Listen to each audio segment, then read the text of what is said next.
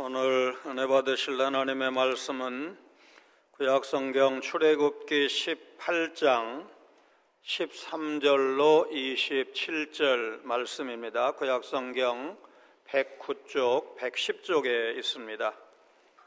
우리 13절부터 27절까지 한 목소리로 봉독하시겠습니다.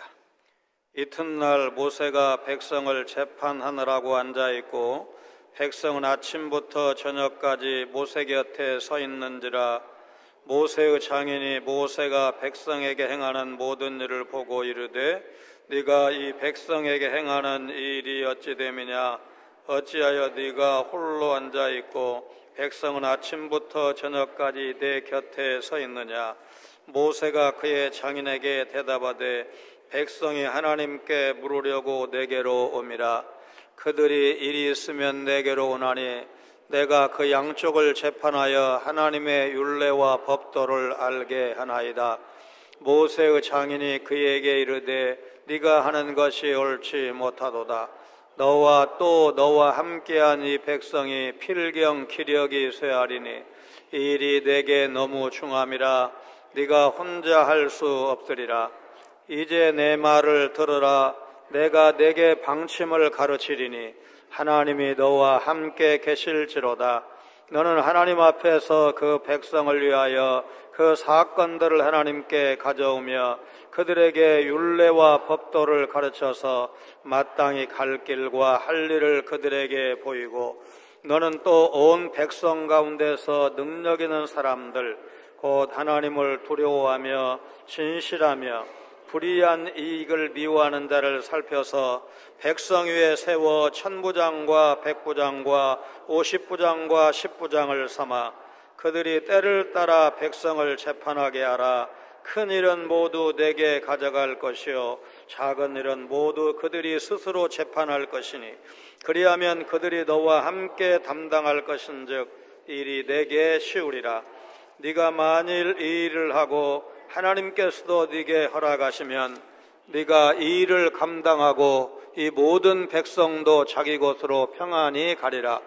이에 모세가 자기 장인의 말을 듣고 그 모든 말대로 하여 모세가 이스라엘 무리 중에서 능력 있는 사람들을 택하여 그들을 백성의 우두머리 곧 천부장과 백부장과 50부장과 10부장을 삼음에 그들이 때를 따라 백성을 재판하되 어려운 일은 모세에게 가져오고 모든 작은 일은 스스로 재판하더라.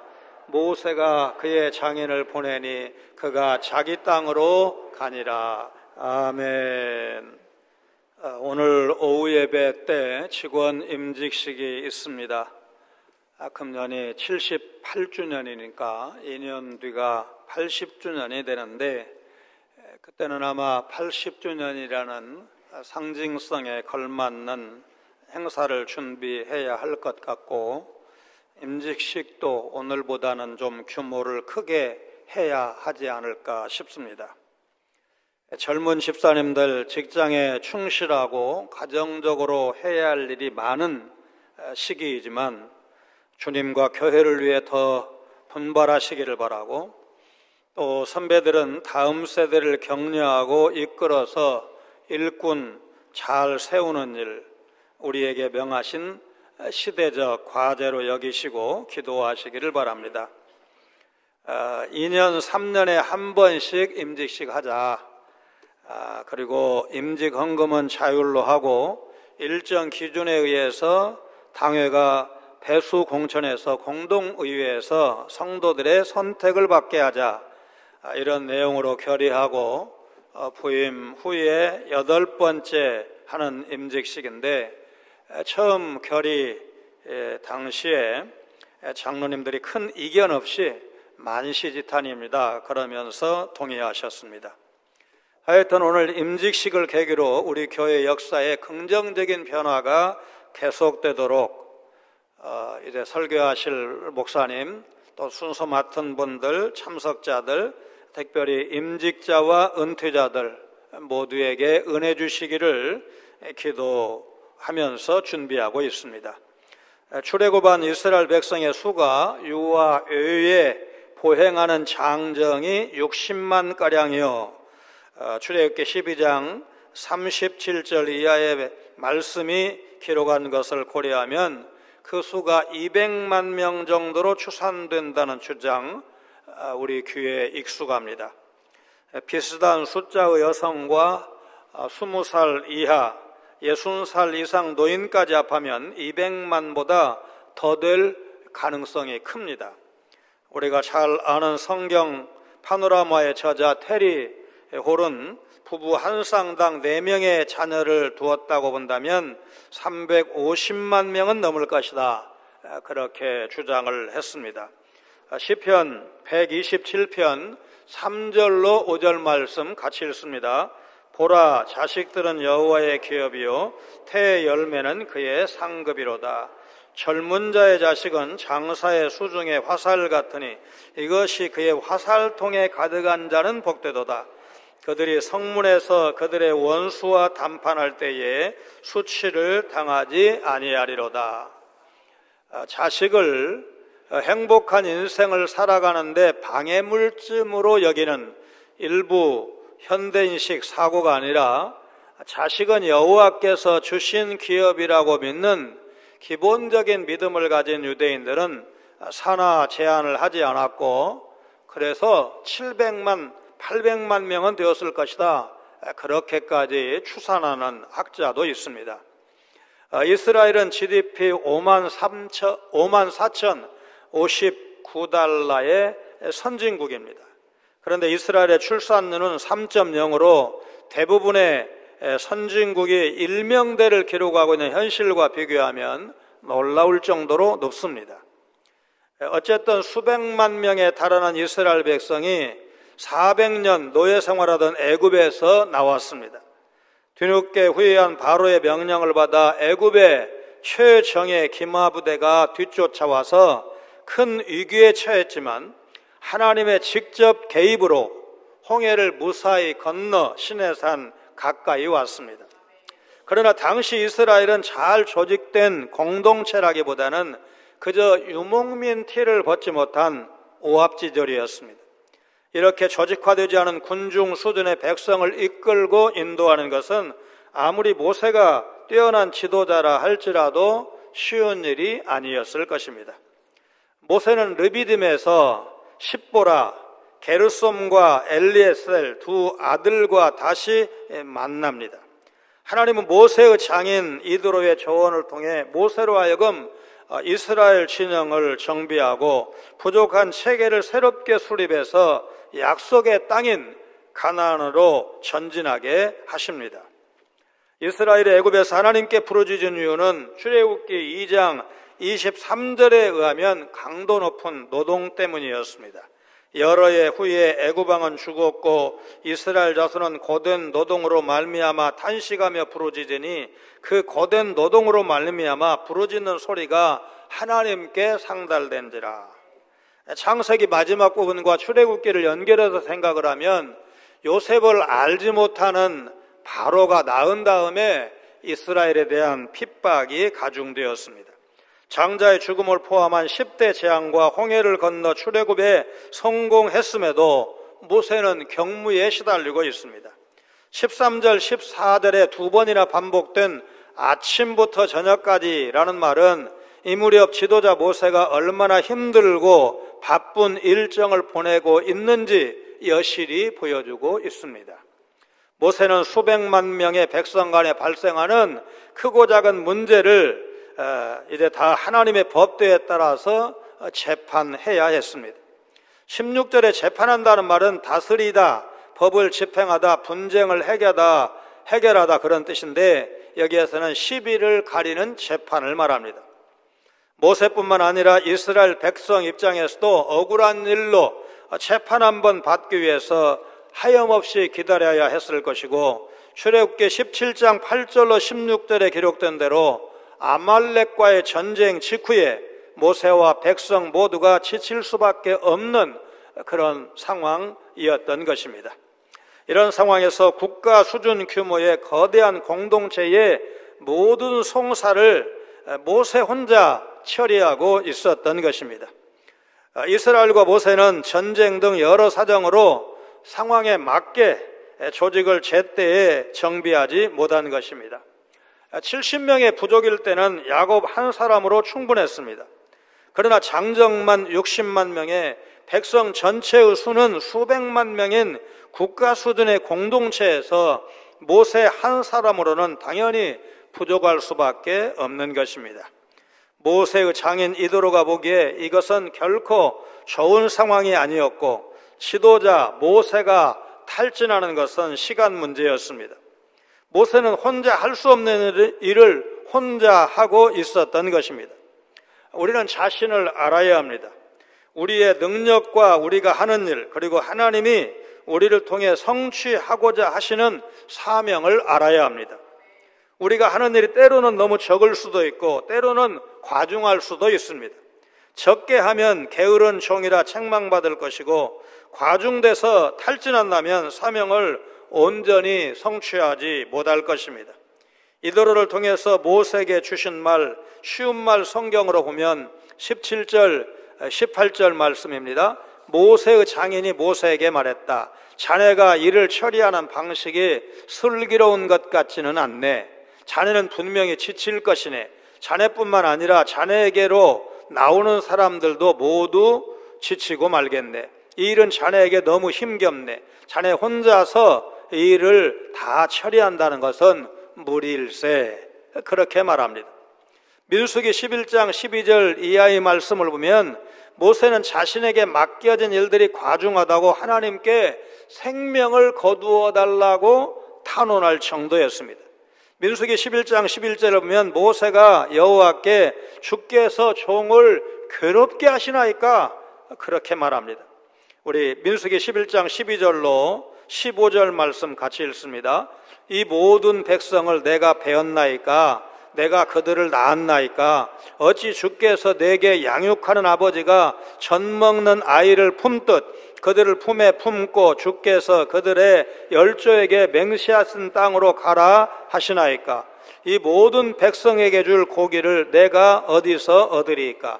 그들이 나를 향하여 울며 이르되 우리에게 고기를 주어 먹게 하라 하온즉 책임이 심히 중하여 나 혼자는 이 모든 백성을 감당할 수 없나이다.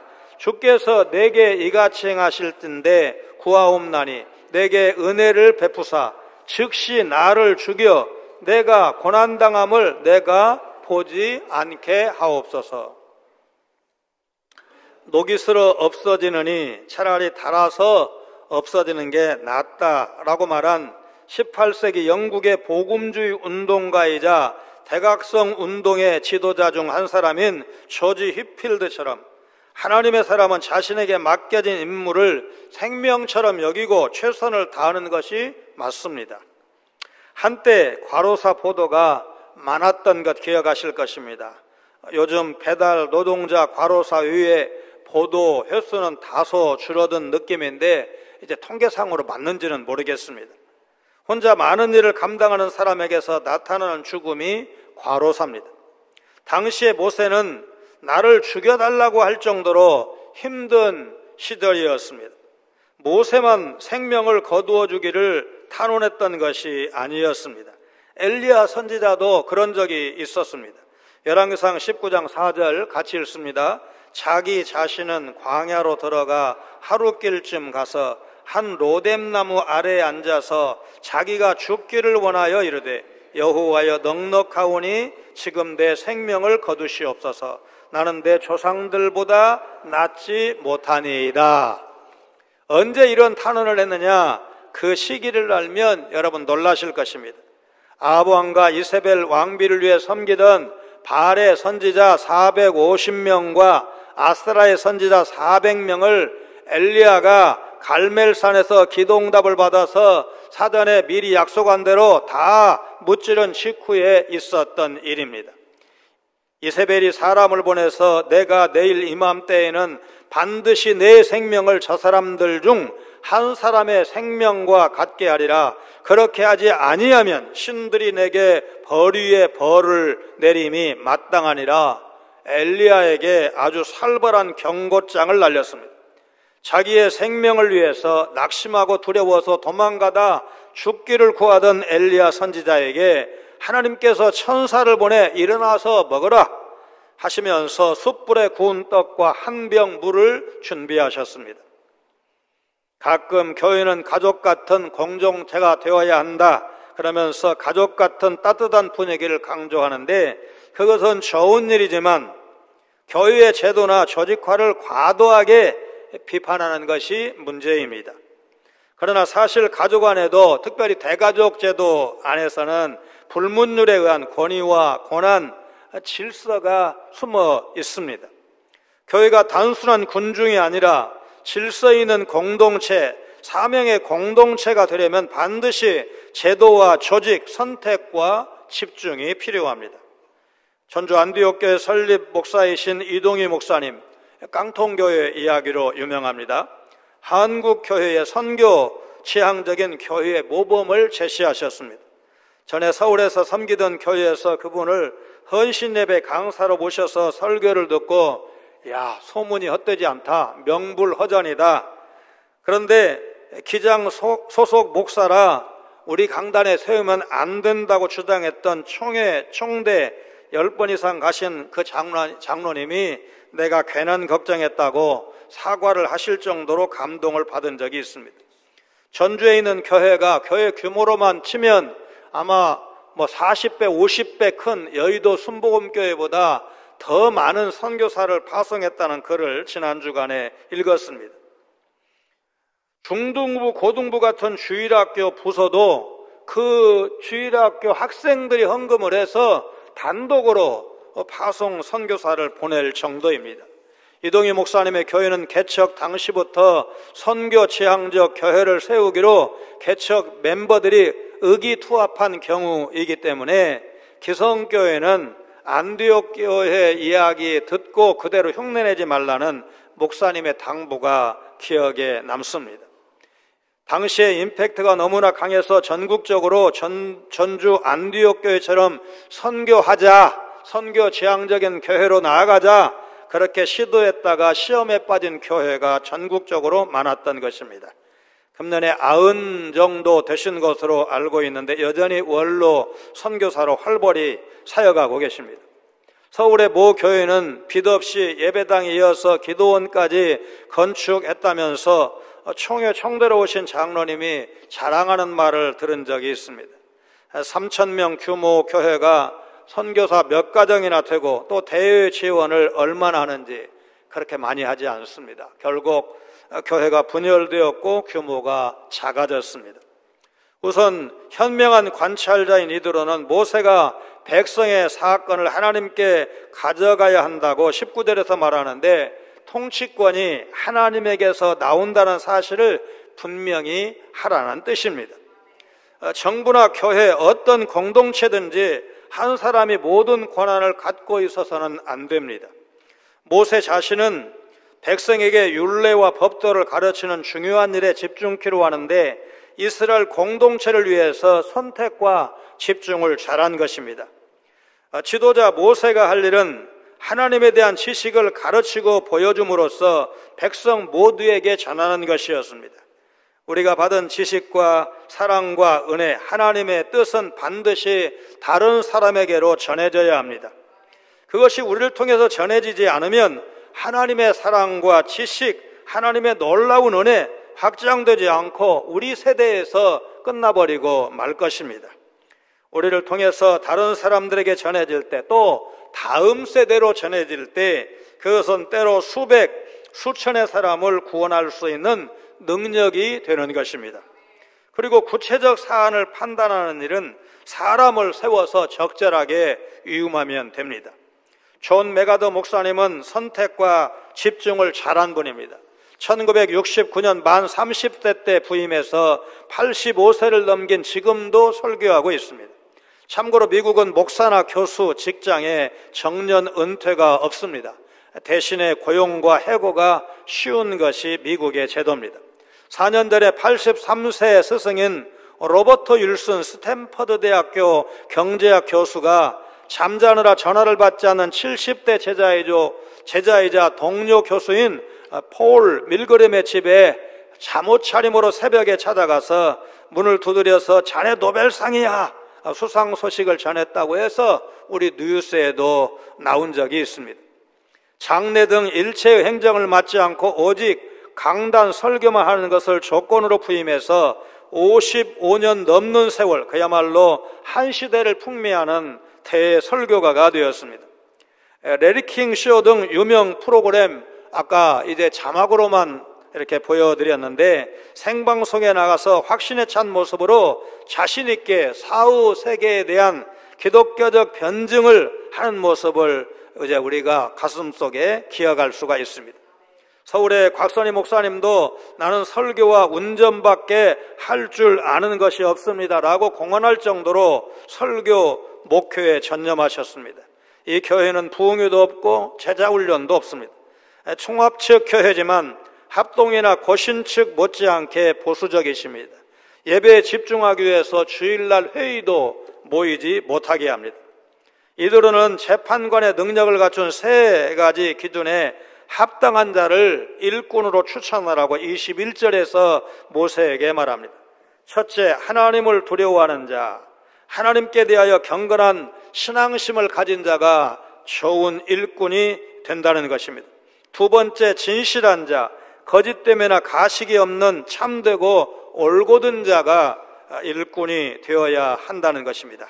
세 번째, 불의한 이익을 미워하는 자, 곧 뇌물을 싫어하는 청렴 결백한 일꾼이 하나님의 교회에 좋은 일꾼이라는 것입니다. 세상 재판은 물론이고 교회와 총회 재판에서 유전무죄, 무전유죄, 유권무죄, 무권유죄 같은 말은 없어져야 합니다. 돈 있는 사람은 봐주고 권력 있는 사람은 봐주고 돈 없는 사람 또 이제 그런 사람들은 이렇게 처벌을 받는 그런 풍조는 없어져야 합니다. 깨끗한 지도자만이 정의로운 판결을 내릴 수가 있습니다. 이사야서 33장 15절 16절 말씀 우리 같이 읽습니다. 오직 공의롭게 행하는 자, 정직히 말하는 자, 토색한 재물을 가증히 여기는 자, 손을 흔들어 뇌물을 받지 아니하는 자, 귀를 막아 피 흘리려는 꾀를 듣지 아니하는 자, 눈을 감아 악을 보지 아니하는 자, 그는 높은 곳에 거하리니 견고한 바위가 그의 요새가 되며 그의 양식은 공급되고 그의 물은 끊어지지 아니하리라.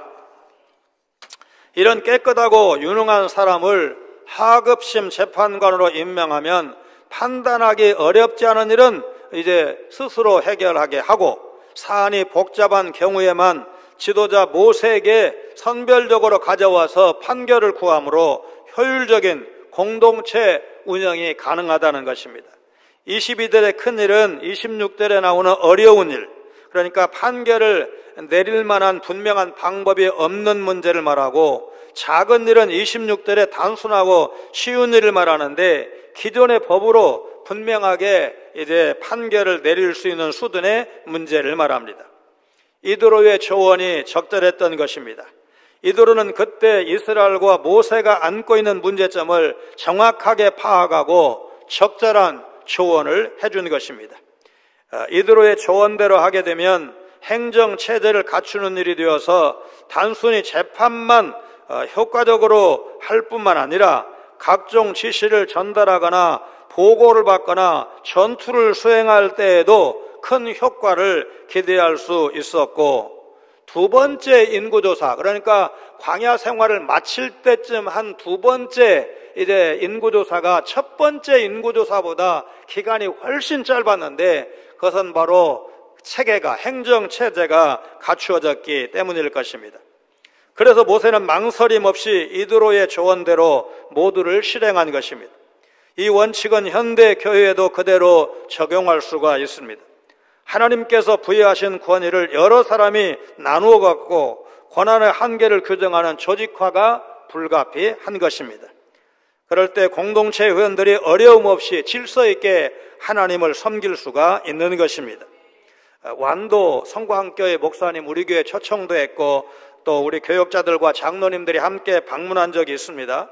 1982년에 전도사로 부임하신 이제 정의겸 목사님, 아마 은퇴가 가까우실 텐데 아직 현역으로 목회하십니다.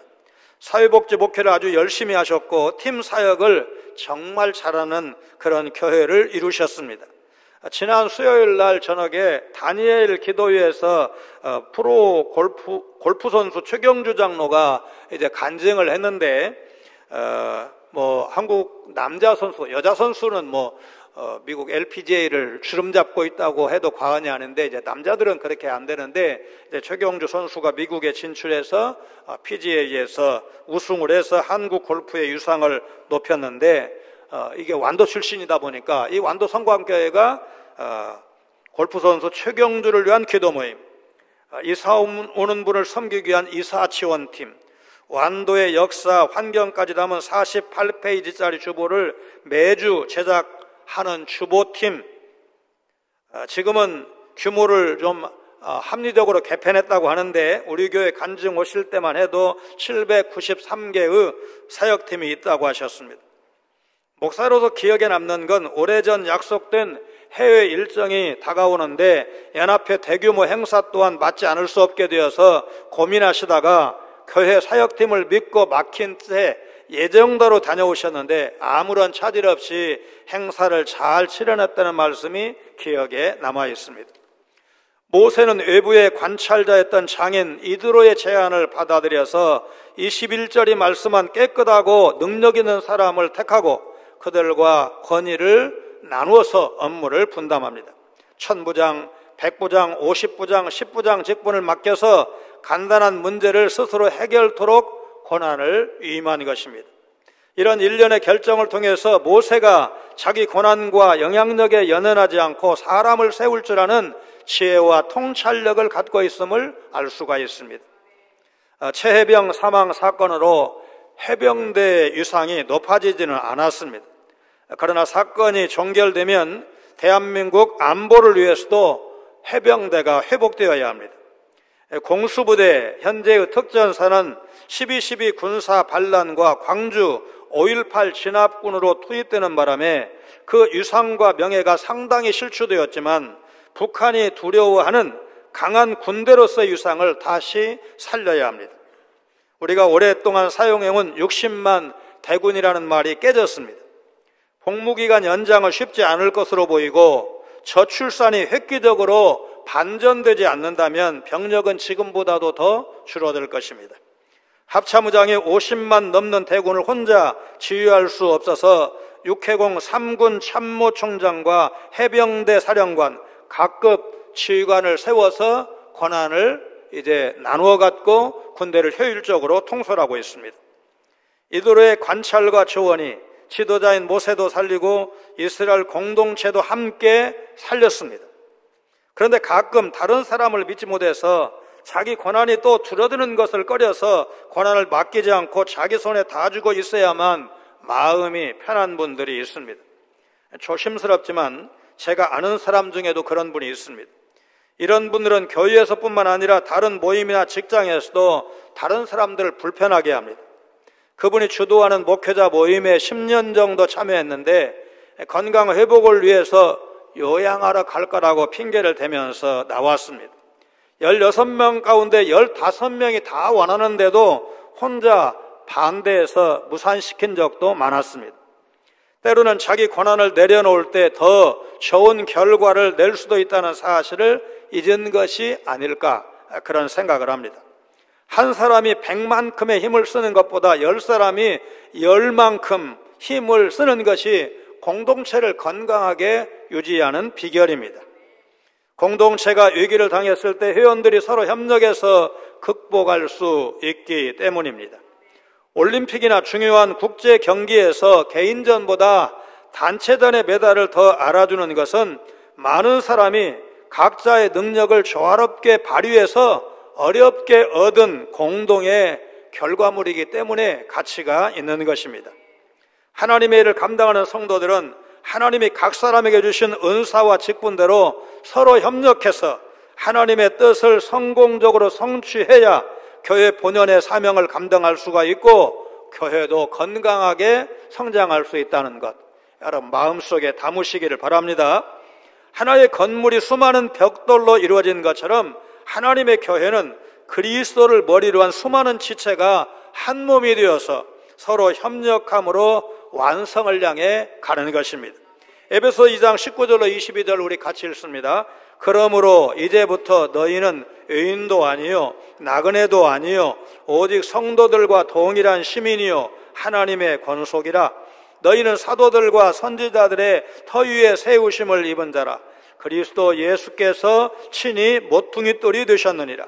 그의 안에서 건물마다 서로 연결하여 주 안에서 성전이 되어가고 너희도 성령 안에서 하나님이 거하실 처소가 되기 위하여 그리스도 예수 안에서 함께 지어져 가느니라. 여러분 모두 하나님 나라를 함께 바라봐야 합니다. 서로 도우면서 나아가되 우리는 하나님의 일을 같이 하는 하나님의 동역자들이다. 씨를 뿌리는 사람이 있습니다. 잘하게 하시는 분 하나님이시라고 했습니다. 그리고 하나님의 교회가 든든히 섰을 때 그 혜택은 우리 모두가 함께 누리는 것입니다. 여러분 교회 일을 하면서 속으로 일은 나 아니면 안 될 걸, 여러분 그런 생각 하신 적 없습니까?